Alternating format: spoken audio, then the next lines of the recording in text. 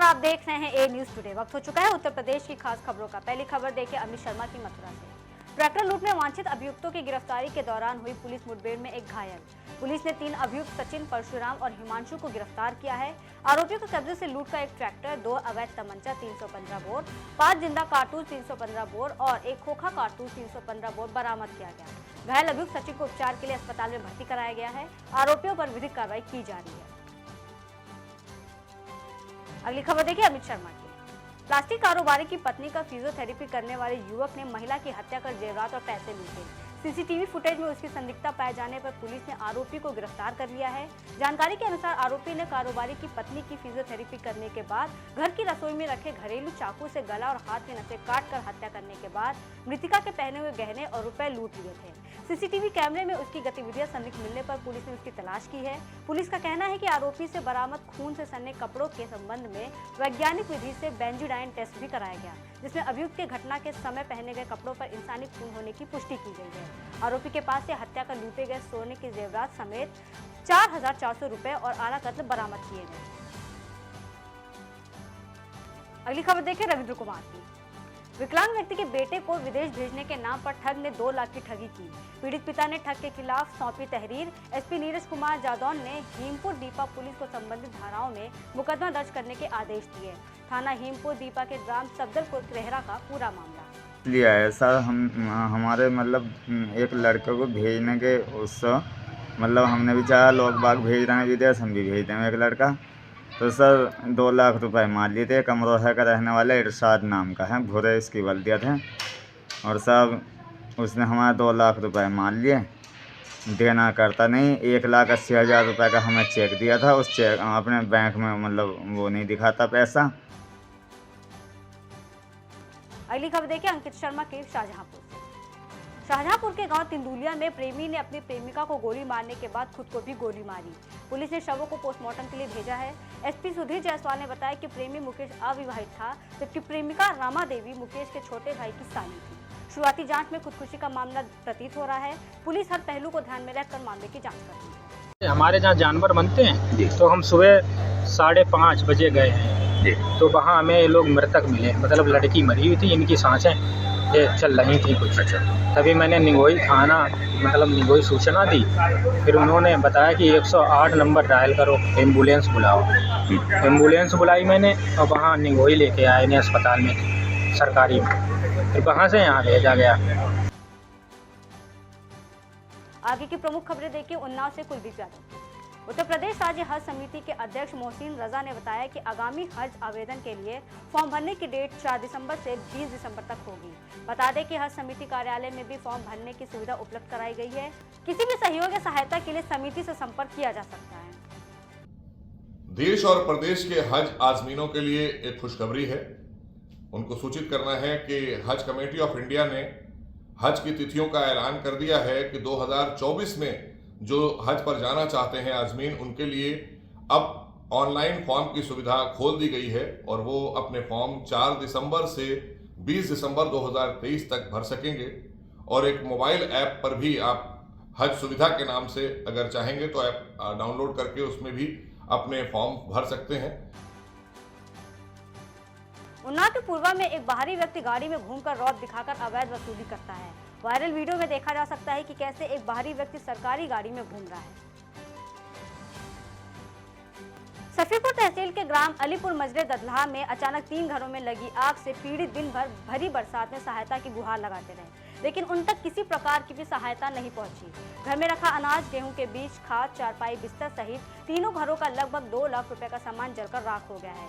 बरसात से हुई ठंड में अग्नि पीड़ित ठिठुरते रहे, लेकिन उन तक किसी भी प्रकार की प्रशासनिक सहायता नहीं पहुंची और न ही उनकी किसी जनप्रतिनिधि ने सुध ली। असहाय महसूस करता हुआ पीड़ित परिवार खुले में जीवन यापन करने को विवश है। लगातार बरसात में ट्रैफिक पुलिस कर्मियों को ड्यूटी करने में परेशानी हो रही है, जिसकी वजह से मुख्य चौराहे से कर्मी हुए नदारद। शादियों के सीजन होने से ट्रैफिक जाम का विकराल रूप देखने को मिल रहा है।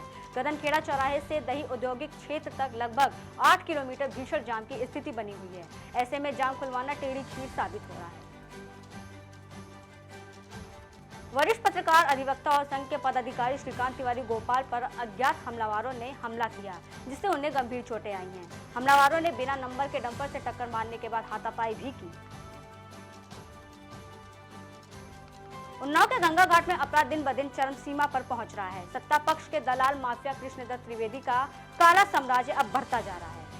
गंगा घाट कोतवाली में एक महिला की भूमि से संबंधित मामले को कोतवाली में अनसुना कर दिया जाता है। पुलिस अधीक्षक से भी शिकायत दर्ज कर कार्रवाई की गई, लेकिन कोई भी संतोषजनक जवाब नहीं मिला, जिससे पीड़ित महिला मनोज कुमारी का कहना है कि कार्रवाई न होने पर वो आत्महत्या कर लेगी। मामला है आपको? मैंने केडी त्रिवेदी को 5 लाख रुपए दिए, नौकरी के लिए उन्होंने नौकरी अपनी लगाई, 5 लाख रुपए पे रख लिए। मैं उनसे जब पैसे मांगने गई तो उन्होंने अश्लील हरकतें की मेरे साथ और मेरा फ़ोन तोड़ दिया। मैंने कहा ये सब मत करो, तो उन्होंने जान से मारने की धमकी दी। जमीन पे कब्जा कर रहे हैं। कौन कब्जा कर रहा है? केडी त्रिवेदी है, हरी शुक्ला है और निर्भय मिश्रा। इस बात को लेके, इस समस्या को लेके आपने कहीं कोई लिखित प्रशासनिक कार्रवाई की? प्रशासनिक दी है, हमने यहाँ से लखनऊ तक कोशिश की, लेकिन कोई सुनवाई नहीं हो रही। अभी जिस तरह आप बता रही हैं कि ये हमारी जमीन पे कब्जा कर रहे हैं, क्या इस तरह की वारदात को इन्होंने पहले कभी किसी के साथ अंजाम दिया है? कई लोगों के साथ किया, मेरे साथ भी एक बार कर चुके हैं। अगली खबर देखिए ब्रिजेश राठौर की। बाइक और कार की टक्कर में बाइक सवार की हुई मौत। नेशनल हाईवे रूपसपुर के पास बाइक से जा रहे मनोज को कार ने रौंद दिया। गंभीर हालत में पुलिस ने चिकित्सालय भेजा, जहां चिकित्सकों ने मृत घोषित कर दिया। परिवार में मचा कोहराम। आगे की प्रमुख खबरें देखिए मुरादाबाद से रेहान अंसारी की। मुरादाबाद के एकता विहार कॉलोनी में सहारा हॉस्पिटल में परिजनों ने झोला छाप डॉक्टर की लापरवाही की वजह से बच्चे की मौत का लगाया आरोप। गर्भवती महिला का डिलीवरी केस बिगड़ने पर हुआ हंगामा। नवजात बच्चे की हुई अस्पताल में मौत। बच्चे की मौत के बाद परिजनों ने अवैध अस्पताल पहुंचकर किया हंगामा। मौके से झोला छाप डॉक्टर और स्टाफ फरार हो गए हैं। डिग्रीधारी डॉक्टरों की तख्ती टांग कर 60 गज की जगह में चला रहे झोला छाप अस्पताल। 60 गज के फर्जी अस्पताल में मरीज को एडमिट करने के लिए 3 बेड भी हैं। सहारा हेल्थ केयर नाम से अवैध अस्पताल को चलाया जा रहा है। स्वास्थ्य विभाग की मिलीभगत से न जाने कितने अस्पताल चल रहे हैं फर्जी। अस्पताल के बाहर लगे बोर्ड पर नाम किसी और डॉक्टर का है और अंदर बैठकर काम कोई और डॉक्टर करता है। न जाने कितने और अस्पताल जिले में संचालित है, जिनको स्वास्थ्य विभाग के अधिकारियों की मिलीभगत से ही संचालित किया जा रहा है। लेकिन मुरादाबाद के मुख्य चिकित्सा अधिकारी कुलदीप सिंह ऐसे अस्पतालों पर अपनी लगाम नहीं लगा पा रहे। यहाँ अपनी बेबी को लेकर आए थे डिलीवरी के लिए दिखाने, तो इन्होंने कहा था कि नॉर्मल हो जाएगा, लेकिन फिर हो नहीं पाया। और मैंने इनसे कई बार कहा कि मैं चला जाऊँ, लेकिन उन्होंने जाने नहीं दिया। तो यहीं पर ही डिलीवरी करी थी क्या? ना, फिर दूसरे हॉस्पिटल में रेफर कर दिया उन्होंने आगे हमें। एडमिट कितने दिन करा यहाँ पे? एडमिट तो रात हुए थे। रात एडमिट हुए थे? पूरी रात रखा? हाँ। क्या नाम है डॉक्टर का? डॉक्टर का नाम नहीं पता, जो हॉस्पिटल चला था उनका नाम बताओ। मुरादाबाद के करुला इस्लाम नगर में कुछ अज्ञात बदमाशों ने नासिर नाम के व्यक्ति के घर के सामने हद गोले धमाका कर मौके से फरार हो गए। इस हमले से नासिर घायल हो गया। इसके अलावा कुछ राहगीर भी घायल हुए हैं, जिसमें 2 महिलाएं और 1 पुरुष शामिल है। पीड़ित ने बदमाशों के खिलाफ तहरीर देकर पुलिस से कार्रवाई की मांग की। पेट में कुछ चोट लगी है? ये छर्रे लगे हैं भाई साहब। तो कैसे लगे? मैं जा रहा था दूध लेने के लिए, तो एकदम आए लोग, उन्होंने एकदम बमबाजी और वो कर दिया, तो मेरे ये लगा है, पेट पे लगी है, टांग में लगी है। ये कौन सी जगह की घटना है? ये मोती मस्जिद के सामने। कितने बजे होगा लगभग घटना? हुआ करीब 11:30 बजे का टाइम। मुरादाबाद के जिला अस्पताल में मुख्य चिकित्सा अधिकारी सुमित यादव ने कुपोषण से बच्चों को उबारने के लिए बने एनआरसी विभाग में अचानक निरीक्षण किया। इस दौरान उन्होंने बच्चों को कुपोषण से बचाने के लिए इस्तेमाल हो रही दवाओं और डाइट के बारे में जानकारी दी। एनआरसी में खामियां नजर आने पर इंचार्ज डॉक्टर वंदना श्रीवास्तव और स्टाफ को जमकर फटकार लगाई, कमियां पूरे करने के आदेश दिए। इसके बाद उन्होंने महिला अस्पताल में बने नवजात के लिए एनआईसीयू का भी निरीक्षण किया। इस दौरान ड्यूटी से नदारद रहे नवजात बच्चों के डॉक्टरों के वेतन रोकने के निर्देश दिए। 5/9 आज जो है मेरे द्वारा और जो एसीएमओ द्वारा यहाँ पर एसएनसीयू जो हमारा अस्पताल में है उसका निरीक्षण किया गया था। मौके पे अभी 9 टोटल बच्चे जो हैं एडमिट पाए गए हैं, जिसमें 5 बच्चे जो हैं वो इनबॉर्न जो अस्पताल के हैं और 4 बच्चे जो हैं जो आउटबाउंड हैं, जो बाहर किसी अस्पताल से रेफर होकर यहाँ पर आए हैं। यहाँ पर जो है सभी प्रकार की जो मशीनें हैं बच्चे के लिए वो उपलब्ध थी, चालू हालत में पाई गई हैं, परंतु जो डॉक्टर इंचार्ज थे वो शिफ्ट के जो डॉक्टर हैं वो उपस्थित नहीं पाए गए।